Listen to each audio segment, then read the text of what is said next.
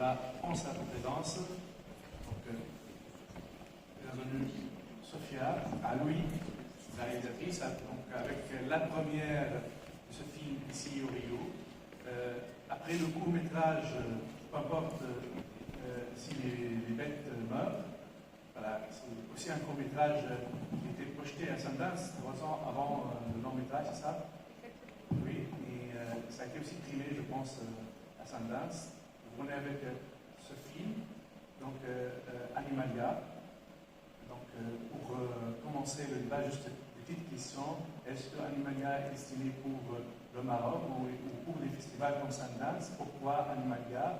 Pourquoi tourner au Maroc? Pourquoi aussi choisir Shulha, ou le langage natif de Maroc? Plein de questions aussi pour ce côté fantastique choisi plutôt que science-fiction, je dirais plutôt fantastique. Donc voilà, donc à vous le parole. Merci, vous avez beaucoup de questions, donc c'est vraiment toutes ces questions.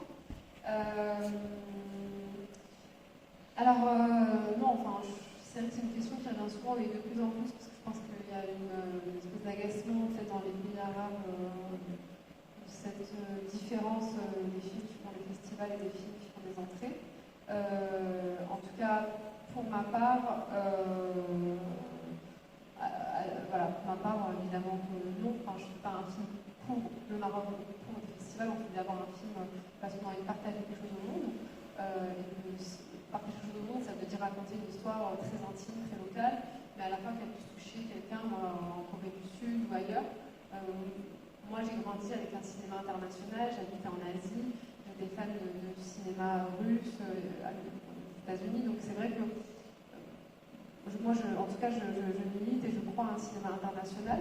Ça ne veut pas dire qu'il faut faire un cinéma contre son cinéma national, mais je pense juste que les histoires, elles doivent... en tout cas, les bonnes histoires, c'est des histoires qui transcendent les territoires. Pour le Shur, c'est de l'Amazigh. Moi, je suis d'origine amazigh, donc forcément, j'ai un rapport à l'identité depuis toute petite, c'est-à-dire que je suis amazigh. Ma mère française. Non, je parle pas justement. Mais je parle pas justement. Après, c'est vrai que j'ai grandi dans un système très francophone. Je pense qu'il y a ça aussi en Tunisie, au Maroc, avec un rapport de classe sociale, mais surtout maintenant, c'est plus vraiment un rapport de classe sociale, mais maintenant c'est un rapport peut-être intellectuel, j'en sais rien, ou en tout cas entre les classes qui parlent le français, les classes qui parlent le darija, et les classes qui parlent l'amazigh. Et c'est vrai que voilà, c'était des questions d'identité qui nous sont propres en tant que Marocains et qui traduisent quelque chose d'une réalité nationale de rapport aux langues. Après, j'ai oublié les autres questions. Fantastique, pourquoi le fantastique. Pourquoi le fantastique? Parce que déjà, le fantastique, je pense que dans le film est traité avec beaucoup de naturel. Moi, j'ai grandi voilà, au Maroc, en tout cas, même en Asie, quand j'ai grandi là-bas. Il y a un rapport au naturel qui est quasiment quotidien. Je pense que ça fait partie de nos... Tu crois aux extraterrestres? Je pense qu'elles sont de ne pas croire ou pas croire, mais en tout cas, forcément, je suis attachée à l'idée que les choses ne sont pas toujours telles qu'on pense. Et donc, cette idée, forcément, la possibilité au reste, en réalité. Et donc, voilà, c'était l'exploration un petit peu de ça. En tout cas, pour moi, ça me paraît totalement réaliste, tout ce qu'il y a dans l'histoire. Et le choix de Maroc, c'était en fait... Il n'y a pas de choix du Maroc, moi j'habite au Maroc. Donc, tu reviens au Maroc, en fait. Tu es né à Casablanca? Je suis né à Casa, j'ai bougé, je suis revenue à habiter au Maroc à 8 ans. Et 8 ans, maintenant j'habite à Rabat, j'ai monté ma boîte de production qui a produit Animalia, qui a produit le court-métrage. C'est laquelle dans le film ou ça... Django, parce que c'est les Français qui ont la majorité. Ouais. Donc, et juste une autre question avant de laisser le public aussi réagir. Est-ce que vous pensez que ce film, avec l'aspect philosophique, de réflexion, qui invite à une réflexion vers l'histoire personnelle de la protagoniste, malheureusement l'actrice elle est en train de faire son interview, n'est pas là pour aussi témoigner sur son rôle qui est très bien joué, mais à part cette histoire personnelle qui nous guide dans son voyage initiatique philosophique et à travers toute la pensée aussi sur les classes sociales, la classe dominante et sur l'hypocrisie peut-être sociale. Vous ne pensez pas aussi qu'il y a un parti pris personnel de vous, la réalisatrice, en tant que Mulan, comme le personnage de Disney, de refaire aussi un compte, en fait, tu règles ton compte avec la société patriarcale, avec la religion, avec la vision quelque part autoritaire et qui impose la non-réflexion ou de subir une seule manière de vivre et de penser. Est-ce qu'il y a de ça dans le film?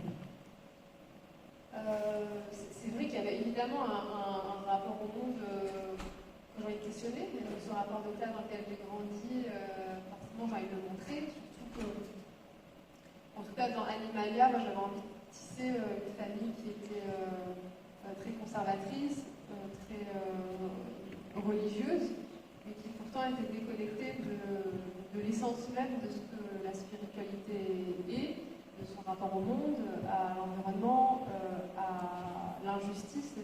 Donc il y avait cette idée-là un petit peu de questionner en fait qu'est-ce que c'est que croire en Dieu quand finalement, en tout cas dans cette classe-là, quand finalement on est complètement déconnecté de ces environnements, il le dit fois d'un moment donné, Dieu pour vous c'est de l'argent, et je pense qu'il y a une obsession pour l'argent qui dépasse tout. Et donc moi c'est pas un film contre la religion, c'est un film qui questionne le dogme, c'est un film qui est très spirituel. Il y a une scène assez forte, je pense, dans le montage.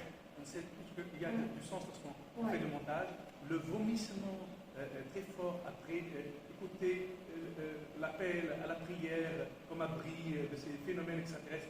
Le seul refuge, c'est aller à la mosquée, ce phénomène surnaturel. Donc, et après, il y a un grand vomissement. Est-ce que ce n'est pas aussi le vomissement de la réalisatrice par rapport à ces discours religieux un peu bêtes? Il y a des discours religieux un peu bêtes. Certains, là, dans cette séquence-là, elle perdait les os. Donc, c'était pas on peut le voir comme ça. Moi, je n'ai pas réfléchi comme ça, parce que c'est vrai que c'était plus dans cette mosquée-là qui était remplie d'hommes, l'irruption de cette femme-là qui causait scandale. Et qu'elle perdait les os là-dedans, non, il n'y avait pas une démarche. Après, moi, c'est vrai que ce film, il n'a jamais été fait dans la provocation 2, parce que je pense que dans les dogmatiques, il y a des gens